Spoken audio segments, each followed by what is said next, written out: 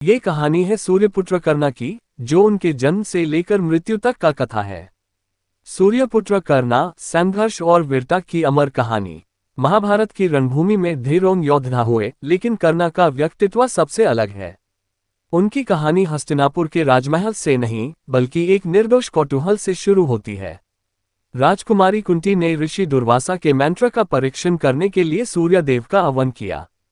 सूर्यदेव के वरदान रूप एक तेजस्वी बालक प्रकट हुआ, जो जन्म से हाई स्वर्ण कवच और कुंडल पहने हुए था। लोक लज्जा और समाज के डर से कुंती ने उस बालक को एक लकड़ी की टोकरी में रखकर नदी में बहा दिया। वो बालक नियति की लहरों से बीता हुआ राजा धृतराष्ट्र के सारथी अधिरथ को मिला, जिन्होंने अपनी पत्नी राधा के साथ उसका पालन पोषण किया और उसका नाम रखा वासुसेना। जैसे जैसे वासुसेना बड़ा हुआ, उसके अंदर एक क्षत्रिय का तेज ढलने लगा। उसने धनुर्विद्या सीखने के लिए गुरु द्रोणा का द्वारा खटे, लेकिन सूतपुत्र होने की वजह से उन्हें ठुकरा दिया गया।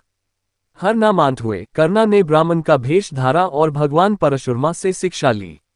एक दिन जब गुरु उनकी गोद में सिर रखकर सो रहे थे, एक जहरीले कीड़े ने कर्णा की जांघ में गहरा घाव कर दिया। गुरु की नींद ना टूटे, इसलिए कर्णा ने भयानक दर्द सहा। जब परशुराम जागे और खून देखा, तो वे समझ गए कि इतना धैर्य सिर्फ एक क्षत्रिय में हो सकता है। क्रोध में उन्होंने श्राप दिया, जब तुझे मेरी दी हुई विद्या की सबसे ज्यादा जरूरत होगी, तब तू सारे मंत्र भूल जाएगा। कर्णा के जीवन का सबसे बड़ा मोड़ तब आया जब हस्तिनापुर की रंगशाला में उन्होंने अर्जुन को चुनौती दी। वहां भी उनके कुल कास्ट को लेकर अपमानित किया गया, लेकिन दुर्योधन ने कर्णा की क्षमता को पहचाना और उन्हें तुरंत अंग देश का राजा बना दिया। इस एक एहसान ने कर्णा को दुर्योधन का ऐसा निष्ठावान मित्र बना दिया कि उन्होंने अच्छे व्यवहार मोड़ पर उसका साथ दिया। धीरे धीरे कर्णा की ख्याति उनकी दानशीलता के लिए पूरे विश्व में फैल गई। इंद्रदेव, जो अर्जुन के पिता थे, जानते कि जब तक कर्णा के पास कवच कुंडल है, उन्हें कोई नहीं मार सकता। एक दोपहर जब कर्णा सूर्य उपासना कर रहे थे, तब इंद्र ने ब्राह्मण भेष में उनसे उनका कवच मांग लिया।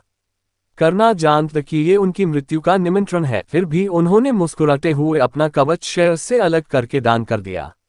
उनकी इस वीरता को देखकर इंद्र ने उन्हें वास्तविक शक्ति प्रदान की। कुरुक्षेत्र का युद्ध निकट था। कृष्णा ने कर्णा को बताया कि वे कुंती के सबसे बड़े पुत्र और पांडवन के भाई हैं। कुंती ने भी उनसे मिलकर पांडवन की तरफ आने की विनती की, लेकिन कर्णा ने अपने मित्र दुर्योधन को धोखा देने से मना कर दिया। उन्होंने कुंती को वचन दिया, माँ, तुम्हारे 5 पुत्र हमेशा जीवित रहेंगे। या तो अर्जुन रहेगा या मैं। अंततः युद्ध के 17वें दिन कर्णा और अर्जुन का महायुद्ध हुआ। नियति ने अपना खेल खेला। एक पुराने श्राप के कारण कर्णा के रथ का पहिया धरती में धंस गया और परशुराम के श्राप के कारण वे अपना ब्रह्मास्त्र चलाने का मंत्र भूल गए। जब वे निहत्थे होकर रथ का पहिया निकल रहे थे, तब कृष्णा के आदेश पर अर्जुन ने अंजलि का बाण चले।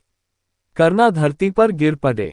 कहा जाता है कि उनकी मृत्यु के समय स्वयं सूर्य देव का तेज कम हो गया था। उनकी मृत्यु के बाद जब पांडवों को उनके बड़े भाई होने का पता चला, तो उन्होंने अश्रुओं के साथ उनका अंतिम संस्कार किया। कर्णा का जीवन एक सीख है कि इंसान अपने जन्म से नहीं, बल्कि अपने त्याग और कर्मों से महान बनता है। इसलिए आज भी उन्हें दानवीर कर्णा के नाम से पूजा जाता है।